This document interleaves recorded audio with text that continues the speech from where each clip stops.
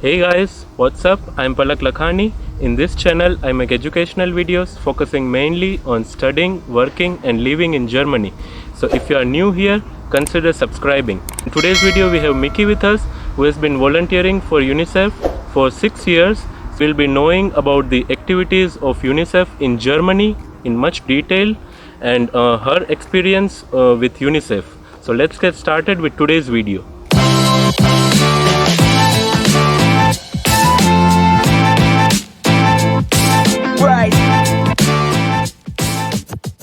So UNICEF stands for United Nations Children's Fund. Formerly it was called United Nations International Children's Emergency Fund.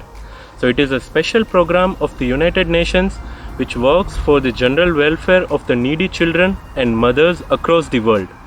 It was established by United Nations General Assembly on December 11, 1946 for the welfare of European children after World War II. In 1950, General Assembly extended its mandate so that it can help the needy children and mothers in developing countries. In 1953, UNICEF became the permanent member of United Nations General Assembly and its name was shortened to United Nations Children's Fund. However, the Assembly retained its acronym UNICEF. Today, UNICEF is working in more than 190 countries. It works with local communities, business partners, and governments of the countries to provide urgent relief to needy children and mothers. UNICEF believes that all children have the right to adequate nutrition, education, health, and protection against abuse and exploitation. Accordingly, it focuses on 5 major problems faced by the children. Number 1, violence and exploitation. Number 2, hunger. Number 3, war. Number 4, disaster. And number 5, disease. So that was the short introduction about UNICEF. Now to tell you more about UNICEF's activities in Germany, we have Mickey with us, as I mentioned in the starting of the video. So I would request Mickey to introduce herself to the viewers. Hello, I'm Mickey, I'm 26 years old, and as you've mentioned, I've been volunteering for UNICEF in Germany for 6 years now. I lead a university group here locally in Halle, and I had the pleasure of working with the German committee's headquarters for 2 years very closely, because I was an elected member of a students' council representing the interests of the students who volunteer for UNICEF in Germany, and also working with the headquarters on finding new ways to create campaigns in Germany, and I have a lot of great experiences which I would love to share with you today. Okay, thank you so much. So Mickey, as I mentioned in the introduction, so the name of the UNICEF has changed over the course of the years, right? Mm-hmm. So what made this change to happen? So originally, as you mentioned in your introduction of UNICEF, UNICEF was created after World War II and was more meant as an emergency children's fund. So in the state of emergency after the war, but later on became an established organization helping in developing nations to establish programs that will last for many years, accompanying those children and fighting for children's rights in every country, regardless of whether there is a current emergency or not. And that's why kind of the emergency fund part was taken out of it. Nowadays, though, it's almost kind of circling back to it in many regards, because we have as many crises as we haven't had since World War II. So it's become a much bigger part of UNICEF again. But not only does UNICEF work in emergencies and catastrophes, it also works in long-term projects, and that's why the name has changed. Okay, good. And how does UNICEF work worldwide? So the headquarters of UNICEF are within the UN in New York, and the UN headquarters, and then there are in over 190 countries and territories, you will have regional offices. So it's basically in every country you have a UNICEF office or department, which is an advantage, for example, when a natural disaster will hit, because UNICEF doesn't have to go there. It is already in the country and already has like a structure and already, in most cases, has a working relationship with the government, so can respond much faster.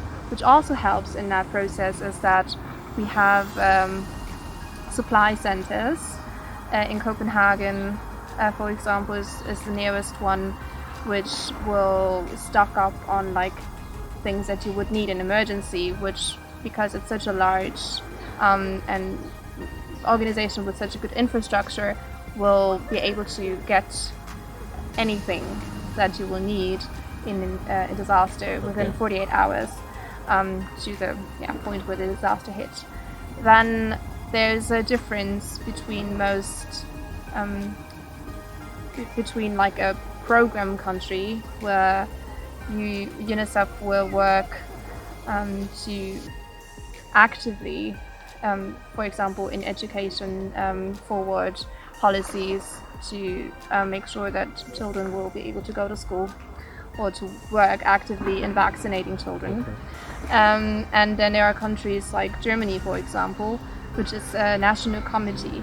So what we do here is that we raise money mainly and do some, political work, but it's not that UNICEF will spend money or actively get involved in, for example, vaccinating children here in Germany. Great. How is UNICEF structured in Germany? In Germany, it's a national committee, and the board of the committee is made out of people who will have an influence in politics. They sit on board as volunteers as well, and our chair lady is currently Elke Güdenbender. It's always the first lady of Germany, so the wife of the current president of Germany, and you also have seats from every party of the federal government that will contribute on the board. And then we have the headquarters, which is like the operational part. They sit in Cologne, and they kind of coordinate all of us volunteers, but also like the philanthropy and the partnerships and the political work. And then, which is very unique for an UN organization, is that in especially Germany, the public can get really involved in this UN organization, because we have more than 150 voluntary groups throughout all across Germany, and there are local groups, there are junior teams, as we call them, which is made of younger pupils, younger students, and then there are the university groups, which is like the one that I'm leading in Halle, and we work to raise money and raise awareness for children's rights topics. We also often go to schools and speak to the children themselves about their rights and topics that pertain to UNICEF, and we talk to our local politicians. Okay, great. Talking about you, how did you come to volunteer for UNICEF? So I first came in contact with UNICEF actually when I myself was a child. I was I was a little ballet dancer, and every 2 years we would have a fundraiser for UNICEF. And so that was my the first time that I came in contact with the local group here and heard about children's rights. So I was, I think, around 9 years old, and I thought the concept of children's rights and the fact that I have them, and every child has them, but that I was getting to live them and other children, other nations didn't, was I think the first kind of moral dilemma that I was confronted with in my life. And I remember that I went to the office here in Halle and spoke to the volunteers there and was like, I want to get involved. And then they gave me some information material, and I think I had a bake sale at my school, and we donated the money. And then, I actually had to go to school, and it kind of went into the back of my mind. 6 years ago, I just was walking through Halle, and I was like, I wonder if the office is still there. And then I walked past, and I saw that they were looking for people to join the group. So I joined the group, and immediately I fell in love with the UNICEF family, with this huge network of volunteers here in Germany. And yeah, not like about a year after I founded the university group in Halle. That's how you joined UNICEF here. That is how I joined UNICEF here. Great. What is your main obligation as a group leader here in Halle?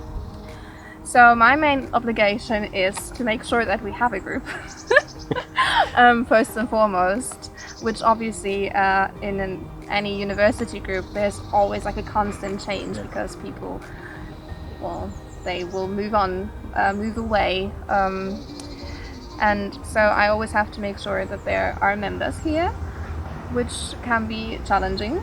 And then we plan projects, and I usually try to give everyone responsibility so that everyone feels like, okay, this is really my project, this is where I get involved.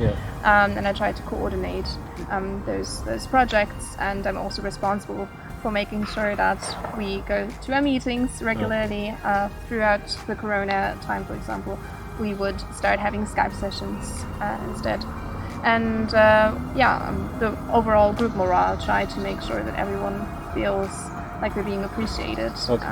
And what's of course also important, I am basically the main person to be in contact with the headquarters or the council to make sure that information that comes from above will always flow in every direction. Great. What is your main motivation or goal behind this entire thing? Yeah, I mean, I think the general love for children. I guess every normal human being has like a protective instinct when it comes to children, and there's no question in my mind if like children's rights are legitimate. That's, I think, to protect children and their rights is something that kind of concerns us all. And then I've been confronted with some children who, even in Germany, even though it's a relatively safe and wealthy country, are hugely disadvantaged. And those anecdotal, but like those, my own experiences in contact with those children are like a further motivator to feel like, okay, even though my contribution isn't large, of course, but it means something, and if it has an impact and it, changes the outlook or the perspective to one child, or that other children become aware of their rights and participate more in politics and will speak up for themselves, then I think that's good. It makes you happy. It does, yeah. Okay, great. I ask you what's one of your favorite projects that you have worked on, then what would that be?